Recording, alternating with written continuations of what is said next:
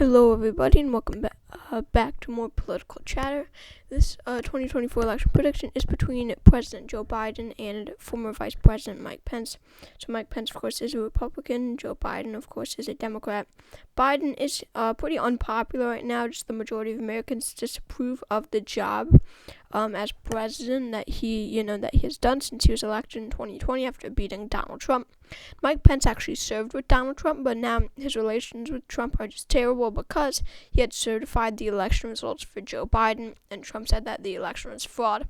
And a bunch of Trumpian Republicans will refuse to turn out for Mike Pence, and that will really hurt him very, very badly. So let's get into this election prediction. So going to California, Washington, and really like states like Oregon, New Jersey, Delaware, Maine's first, and Connecticut, I see going safe for Joe Biden. What we have to remember here is that there are Trumpian Republicans in every state, and these states that go to Biden by... Sorry, my mic is cutting out for some reason today. But these states that went to Biden by 16, 17, 18, even 20 points, there's going to be more than 10% of Republicans who will refuse to turn out for Mike Pence because he certified the election results. So that really will hurt him in every single state. And, of course, Hawaii and Illinois would also be safe. Safe states for Mike Pence are Utah, Wyoming, Idaho, Montana, North and South Dakota, Kansas, Oklahoma. It's going to be one of the traditionally conservative states that Donald Trump didn't do that well in 2016 and 2020. States like Alaska and South Carolina I see becoming safe with Mike Pence at the top of the... I'll make South Carolina likely, but Alaska I see becoming safe. West Virginia, Indiana, his home state, of course, would be safe for him. So we have all the safe states and one likely state, but who cares about South Carolina?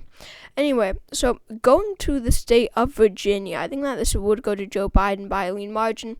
I definitely see Mike Pence returning a lot of conservative independents back to the Republican Party who veered away from Trump in 2020. I see him, returning them back to the Republican Party.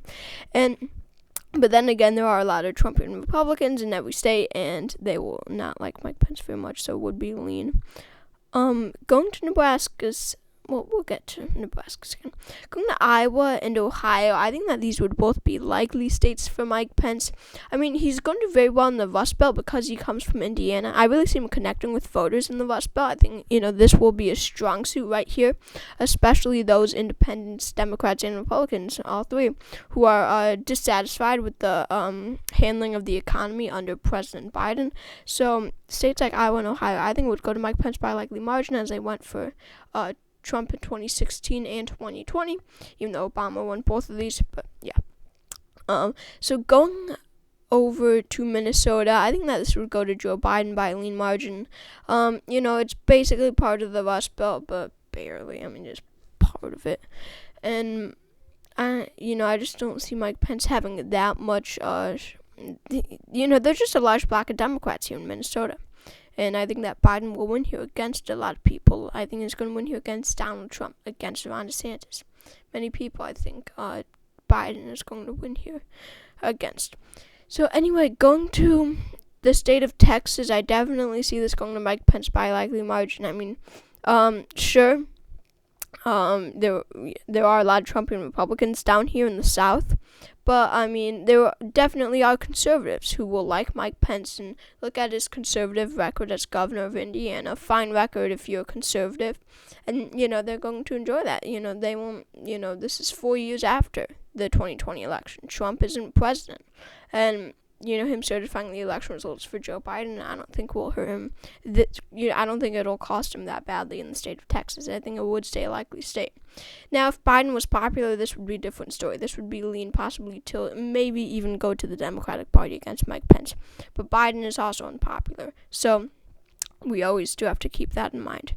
Then going to New Mexico and Colorado, I don't see Mike Pence having anything in these two states. I don't see him connected with the voters at all. These will stay likely for Joe Biden. But going to Arizona, I think that this would be a lean Pence state. I mean, he will really return those traditional Republican McCain voters back to the Republican Party. That will be key. Those who had stayed home for Trump in 2020.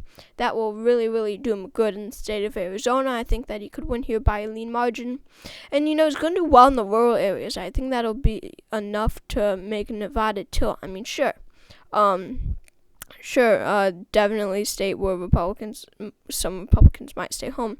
But what we also have to remember is that Democrats will stay home. Democrats, under this economy and inflation, they're not going to be very energized to go out and vote, And so I think that will ultimately trump Republicans staying home for Mike Pence. So I think that Nevada would be tilt Pence.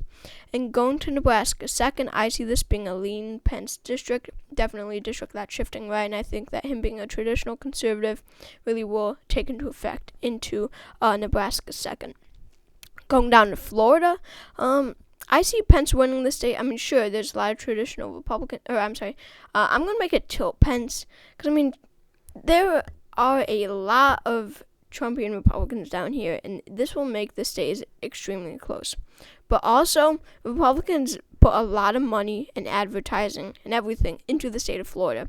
They focus on the state of Florida a lot. Because, New Hampshire, swing state, but kind of out of reach. Nevada, same thing. Same with Michigan. But Florida, on the other hand, they can win Florida. It's such a swing state, and they put so much money and effort into the state of Florida. And I think that Mike Pence will also. Plus, Democrats will not be energized to go out and vote. Florida to Pence. Going up to North Carolina, I see this as a lean Pence state. Going down to Georgia, I think that Mike Pence will win here just because African Americans won't be as energized to go out and vote for Biden as they were in 2020, along with white voters as well. So, there are a lot of Trumpian Republicans down here, though, so I'll make it tilt.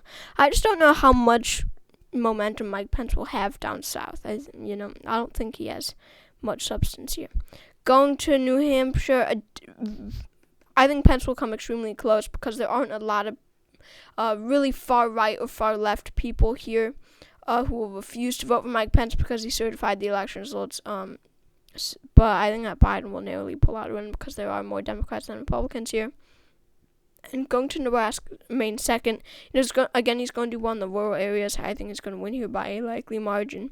And Maine at large will be likely, probably lean Biden. So, no, it's likely. So, that leaves the blue wall, 44 electoral votes. And look at that. Mike Pence has not taken victory yet. He needs just one of these states to win. Biden needs all three. Well, I think this is where his Rust Belt appeal really will come into play. I think he's going to return a lot of conservatives back to the Republican Party. Again, as I said, who veered away when Trump was president. Michigan, I think, would be lean Pence. Wisconsin would be lean. Michigan also probably lean Pence, and then Pennsylvania, I think, would be lean Pence. All three lean Pence. So Mike Pence wins with 213 electoral votes to Joe Biden's 225. The Google form for my election results just got in. I don't want to reveal who won. I'm probably going to start the election night today. So you'll see. I'll probably get it out tomorrow, possibly today. I'll probably just use a simple Google Slides presentation. I sometimes use PowerPoint, but that takes a while. That's like if I do a really highly anticipated one, like Joe Biden versus Ron DeSantis, or Joe Biden versus Donald Trump, Kamala Harris versus DeSantis or Trump. So thank you all for watching. Make sure to subscribe if you haven't already, and I'll see you all later.